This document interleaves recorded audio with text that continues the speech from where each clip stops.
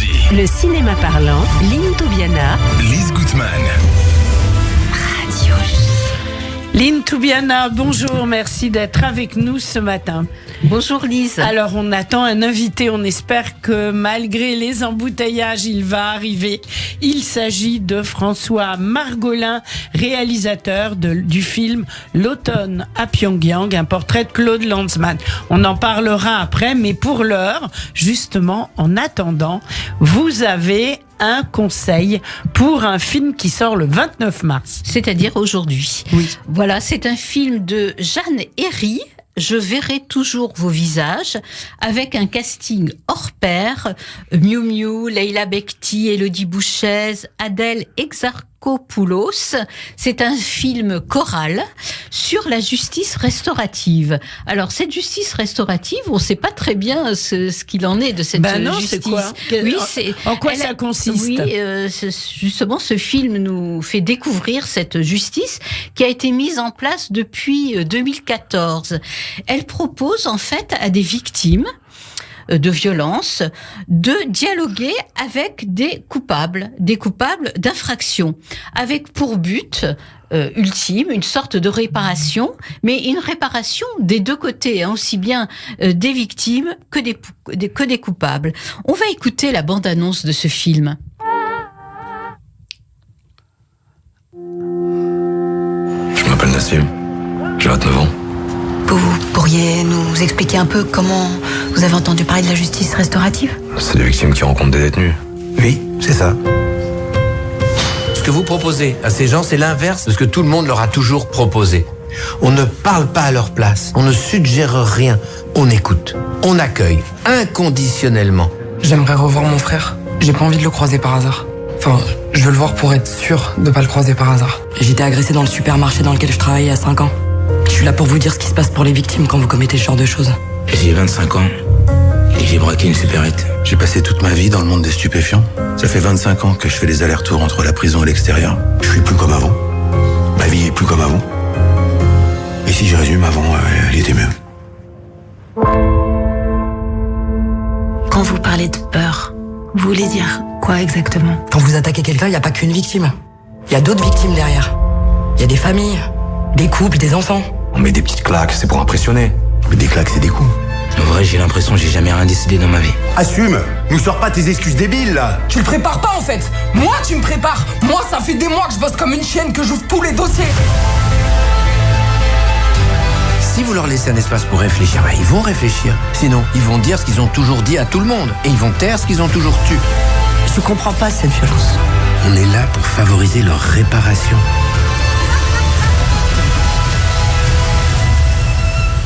J'ai perdu mon frère quand j'ai porté plainte en fait. Et ça me fait de la peine. Parce que j'adorais mon frère. C'était mon grand frère.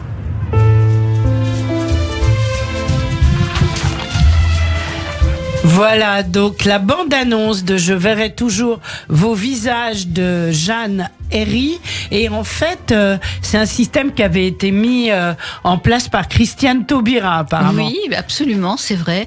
Alors c'est un film vraiment souvent juste, émouvant. Il y a vraiment une scène entre un frère et une sœur, un frère qui a commis vraiment des abus incestueux terribles. Et cette confrontation est vraiment très très très forte et très émouvante. Alors je dirais que c'est un film quand même un peu long, parfois un peu caricatural, et puis avec cet happy end où les coupables et les victimes s'étreignent et mangent ensemble, etc. Ça paraît quand même un peu parfois artificiel. Mais il faut souligner quand même pour ce film le jeu absolument exceptionnel des acteurs, de tous les acteurs que j'ai cités tout à l'heure, à savoir Miu Miu, Leila Bekti, Élodie Bouchez qui est vraiment une actrice. Elle est bien, oui. Qui était qu'on a connue tout à fait au début, je crois, avec dans un film d'Olivia Sayas, un peu de Soleil dans l'eau froide. C'est ce film qui l'a vraiment mis en lumière. Et voilà. Donc nous avons Miracle, notre invité qui rentre. rentre dans le François studio. Margolin vient d'arriver. Qui était coincé par des... Oui, Voilà. on s'est douté, on s'est douté. Voilà. À cause des manifs d'hier. Alors, bonjour François. Bonjour. Bonjour, excusez-moi. Bienvenue dans le studio de Radio J. Voilà. Mes excuses. Alors, vous êtes réalisateur, scénariste, producteur. Vous avez réalisé le film Salafiste en 2016, qui nous plongeait au cœur du djihadisme au Mali, un documentaire sulfureux et polémique, mais c'est pas le sujet de cette émission d'aujourd'hui. Vous avez été le producteur du film de Claude Lanzmann, Napalm, en 2017, ce documentaire qui évoque la rencontre en 1958 de Claude Lanzmann et d'une infirmière coréenne à Pyongyang. Ça se prononce comme ça ? Pyongyang. Ouais. Pyongyang. Voilà. Et en 2014, il faut dire que vous avez été membre du jury du 14e Festival international du film de Pyongyang en Corée du Nord. Donc c'est un lieu qui vous est presque familier, Pyongyang. Alors, donc votre film s'intitule L'automne à Pyongyang, un portrait de Claude Lanzmann. Ce film relate le dernier grand voyage de Claude Lanzmann, le célèbre auteur de Shoah, bien sûr, voyage en Corée du Nord. Et il y parle vraiment avec vous, et très naturellement, d'un tas de sujets dont on va déjà avoir un aperçu dans la bande-annonce de ce film. Ça voulait dire quoi d'être communiste à l'époque ? Ça voulait dire se battre contre le meurtre de masse des Juifs. Faire de l'omelette avec des baguettes. Elle est très réussie. Quoi ? Elle est très réussie. Elle n'est pas nulle. Quand on voit les deux statues qui signifient l'arrêt du temps, eh ben, cette ville arrête le temps. Comme je descendais des fleuves impassibles, je ne me sentis plus guidé par les haleurs. Des peaux de criards les avaient pris pour cible. C'était en 1958. Elle est sûrement morte. Je me suis engueulé avec Simone de Beauvoir quand on a commencé notre histoire d'amour, parce qu'elle a écrit un livre, Tous les hommes sont mortels. Et en gros, elle disait que si on vivait toujours, on se ferait chier. Ben, moi, c'est pas mon avis. Moi, je suis prêt à vivre des milliards d'années, je ne me ferai pas chier.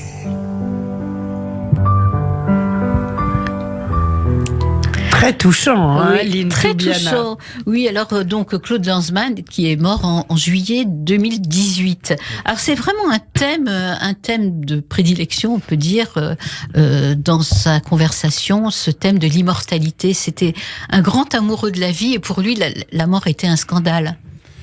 Oui, il pensait ne jamais mourir.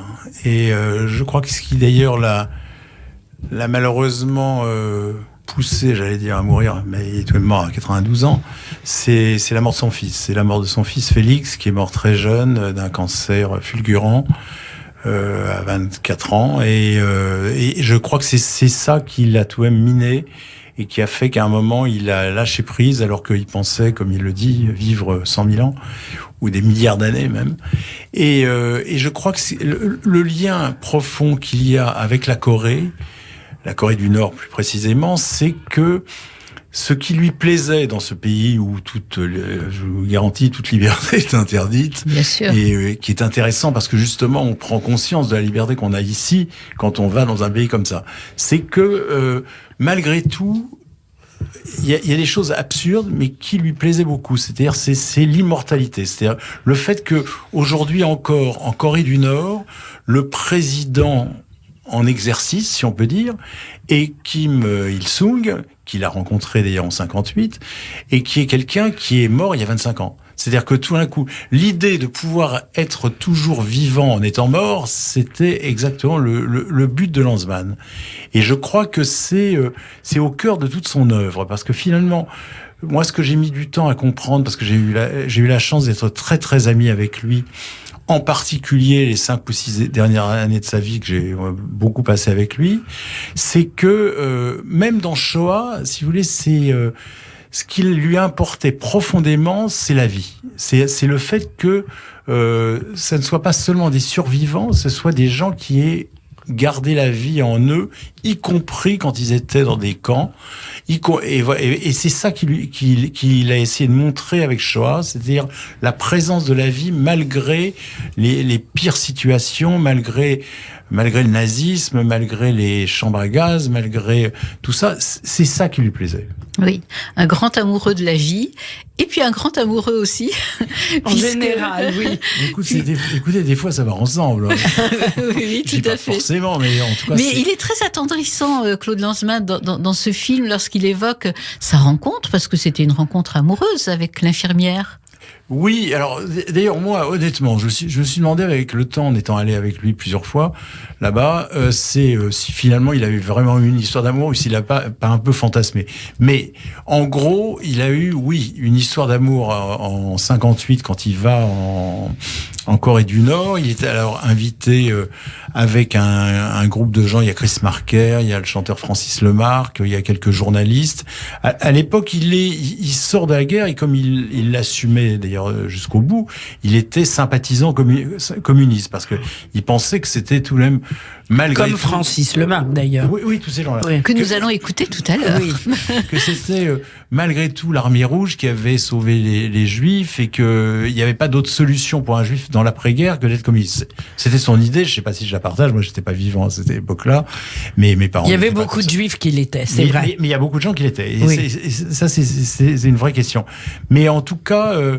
Oui, il était, en tout cas, il adorait vivre, il adorait, et ce que j'ai remarqué, moi, c'est grâce à ma présence, vous parliez tout à l'heure de mon invitation comme membre du jury du festival de Pyongyang, c'est pas par soutien pour le régime de Pyongyang, bien sûr. J'imagine. Mais c'était presque par curiosité, et quand je lui ai dit que je revenais de là-bas, et que j'avais peut-être la possibilité qu'on y tourne un film, il a sauté sur l'occasion et moi aussi parce que c'était tout d'un coup tellement inespéré pour lui de pouvoir rentrer là-bas alors qu'il avait déjà ce projet de film de revenir un peu sur sa vie passée des années 50.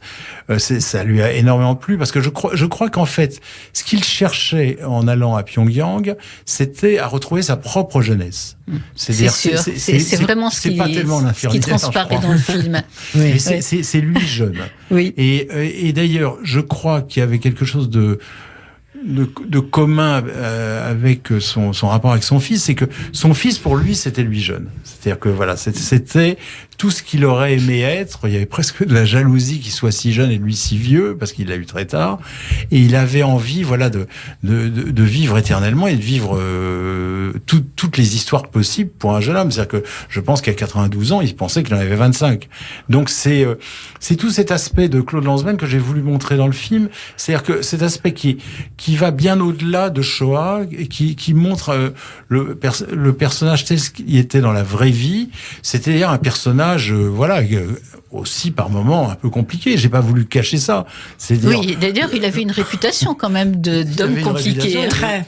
Et je certifie qu'on pouvait s'engueuler avec lui. Ça, c'est vrai. Oui. Et en même temps, on s'engueulait avec lui comme avec un gosse. C'est-à-dire que je sais pas comment dire. On s'engueulait, puis 2 jours après, il m'avait passé un coup de fil et il me disait, et le fait de pas, il s'excusait pas, hein, mais le fait de me passer un coup de fil, tu veux pas qu'on aille dîner ensemble, c'était une façon de s'excuser, mais simplement il le disait pas comme ça. Oui. Et d'ailleurs, ce film, il est réalisé avec la complicité de Claude Lanzmann. On sent beaucoup de complicité dans votre relation et de complicité un peu bourrue parfois, puisque... Alors moi j'ai 2 questions à vous poser, François Margolin. Est-ce que vous avez revu Shoah et est-ce que vous avez lu Jean-Paul Sartre? C'est les 2 questions. J'ai laissé dans le film, et c'était sa façon de parler. Évidemment que j'ai vu Shoah. Non seulement j'ai vu Shoah quand il est sorti, mais je l'ai revu malheureusement après sa mort. C'est-à-dire qu'il a été rediffusé, je crois, juste après sa mort sur Arte.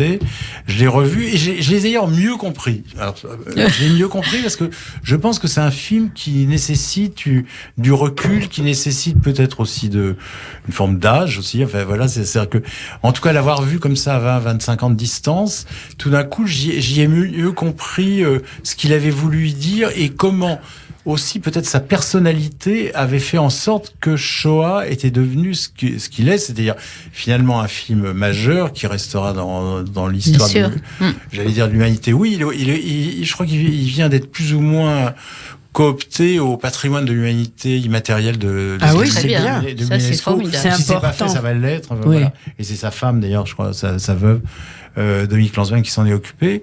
Donc, je pense que c'est un film majeur sur ça.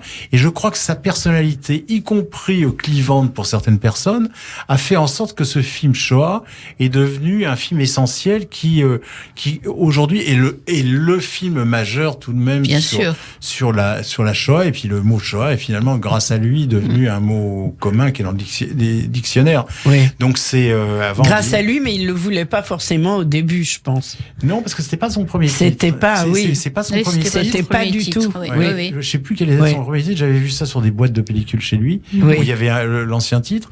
Mais non, c'était pas la première idée. Je ne sais plus qui.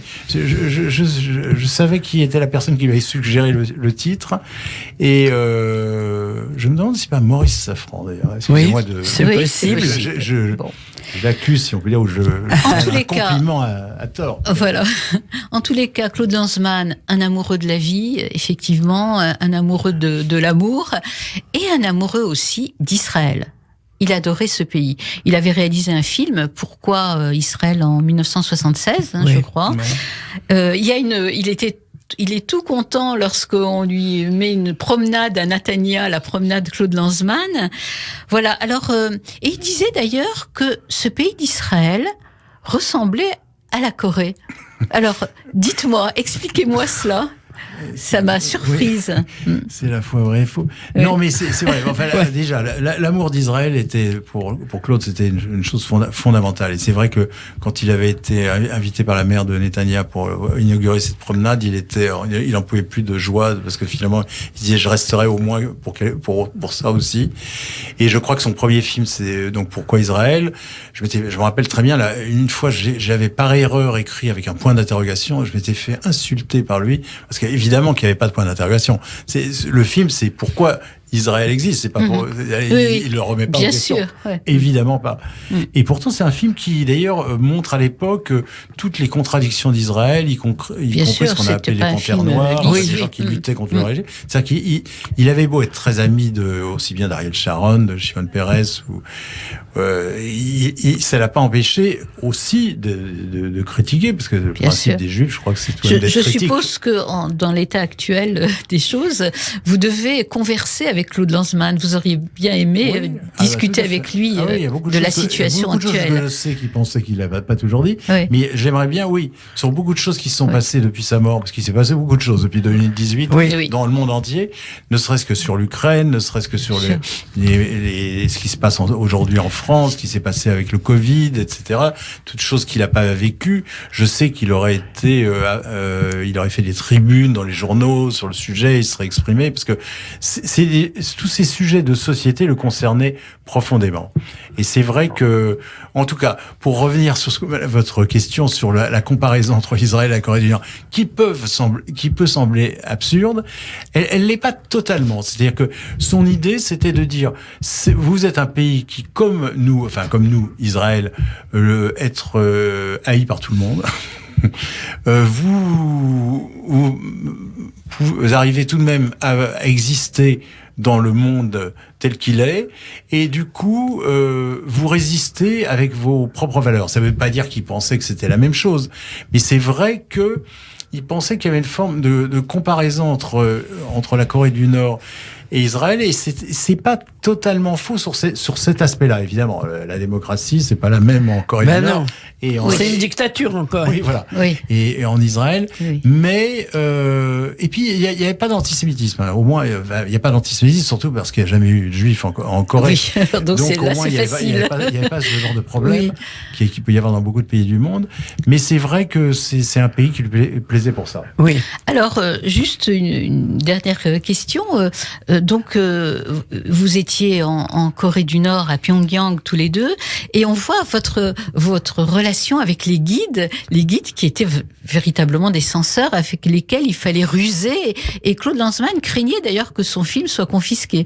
puisqu'on parle justement de mais d'ailleurs, dictature. On a failli se faire expulser du pays une fois, vraiment. J'ai pas pu d'ailleurs filmer cette scène parce que j'avais dit à l'opératrice Caroline Champetier, je lui avais dit on laisse tomber parce que on risquait d'être mis dans le premier avion. Enfin, il n'y a pas souvent d'ailleurs, mais il y en a un par jour, mais on risquait d'être expulsé du pays le soir même parce qu'effectivement, on avait enfreint beaucoup de leurs règles. Et ça, c'était aussi une chose que j'adorais chez Claude. Et on avait ce point commun ensemble comme une évidence, c'était d'essayer de ruser, d'enfreindre les règles. C'est-à-dire que quoi qu'on nous interdise, on voulait le faire. Et donc, il y a plusieurs choses qu'on a faites en Corée du Nord qu'on n'avait pas le droit de faire. Par exemple. Mais si vous voulez, en fait, on n'y était pas pour tourner un film sur... on leur avait raconté qu'on faisait un film sur le taekwondo. Et parce que c'est ça. Alors, c'est pour ça qu'il y a quelques scènes de taekwondo, mais c'était pour donner le champ. Voilà, exactement. J'allais vous poser la question parce que quel intérêt de Claude Lanzmann pour ce sport. Où il y a des micros partout, on est surveillé tout le temps, où tout le monde se surveille, les guides entre eux, etc. C'était tout de même, on s'est tout de suite compris, même sans se l'expliquer, parce qu'on voulait pas trop expliquer le micmac qu'on avait monté. On s'est tout de suite compris sur ce qu'il fallait qu'on raconte dans des réunions. En tous les cas, c'est pas mal ces scènes de taekwondo. Ah, mais c'est bien, mais Lanzmann, à la fin, il lui a dit, mais finalement, on devrait faire un film sur le taekwondo. J'adore ça. En tous les cas, merci François Margola pour ce portrait de Claude Lanzmann qui nous donne vraiment l'aspect d'un homme, d'un mensch. D'un mensch. De chaleureux, humaniste. Et on va écouter Francis Lemarque, qu'il aimait beaucoup. Et que nous aimons aussi beaucoup. Merci Lynn Toubiana, merci François Margolin. Et le film sort le 12 avril. À Paris.